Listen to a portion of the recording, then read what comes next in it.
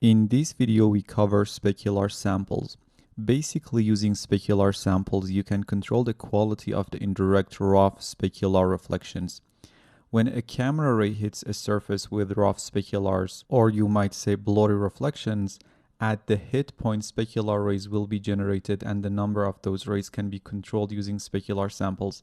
So you increase this value to reduce the amount of indirect specular noise.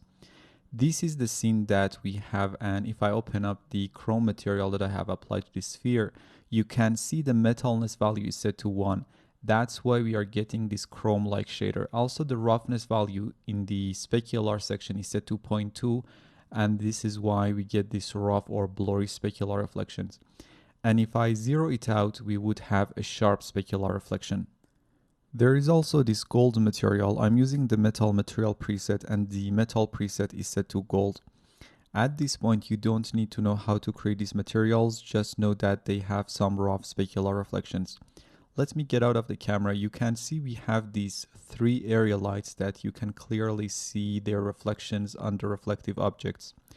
The render you see is generated based on the default sampling settings. If I open up the render setting window, let's set all the sample values except for the specular samples to 1, and let's leave our specular samples at 2.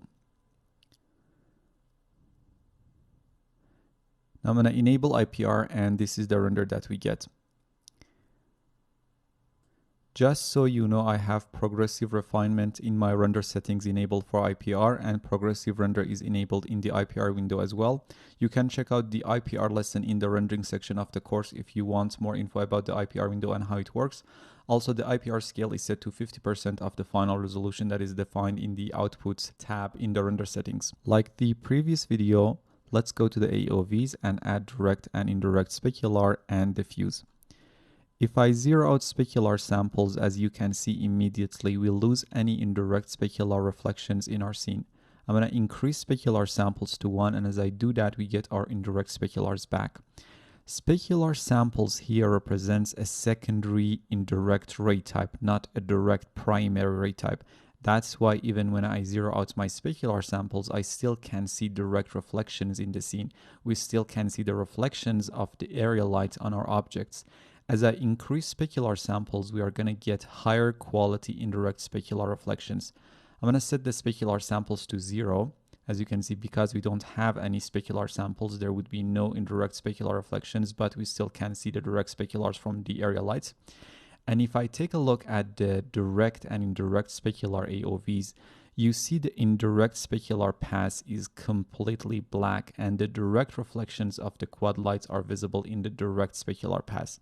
Let's increase our specular samples to 1. We start to see indirect speculars. You see the reflections of the backdrop object in the objects and also the reflections of the objects in each other. But the whole render and the specular reflections are very noisy, especially if we take a look at the specular indirect pass, you see how noisy it is. For the next render, let's increase the specular samples to 6, and as you can see, we don't have any noticeable noise in our indirect specular reflections. We can take a look at the specular indirect AOV for this render. Increasing the specular samples has made this pass very clean. But as it is obvious, the quality of direct specular reflections from the area lights didn't improve by increasing the specular samples, because these are direct reflections from the light sources, and we need to increase our light samples to compensate and get rid of them. So let's select all the lights and increase the light samples from 1 to 4. You need to select the lights, go to the main tab, and increase the samples from 1 to 4.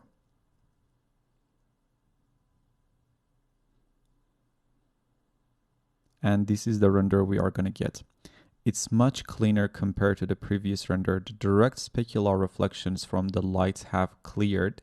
As you can see, by increasing the light samples, we have decreased the noise in the direct specular pass.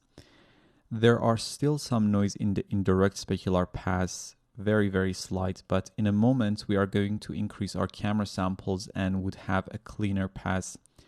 Also, we need to increase our diffuse samples to clean up the noise in the indirect diffuse pass. I'm going to increase the camera samples to 4, diffuse samples to 4, And because we have increased our camera samples, now we have a much bigger specular samples. So we can probably decrease the specular samples to something like 4. And now if we wait for the IPR, now we get this very, very clean render. The only problem is this abstract object that has a material with subsurface scattering applied to. That's why we need to increase the SSS samples or subsurface scattering samples to about 6. We talk about SSS and SSS samples later on in the course. Now let's see what we get as our final render. And here is our final clean render. As a final note, let me tell you that for the specular samples like diffuse transmission, SSS, volume indirect, light samples, the actual number of samples are input values squared multiplied by the square of the camera sample. So even though we only have 4 specular samples, but if you take a look at the actual specular samples up here, it's 272. So in this lesson, we discussed specular samples, and in the next one, we talk about transmission samples.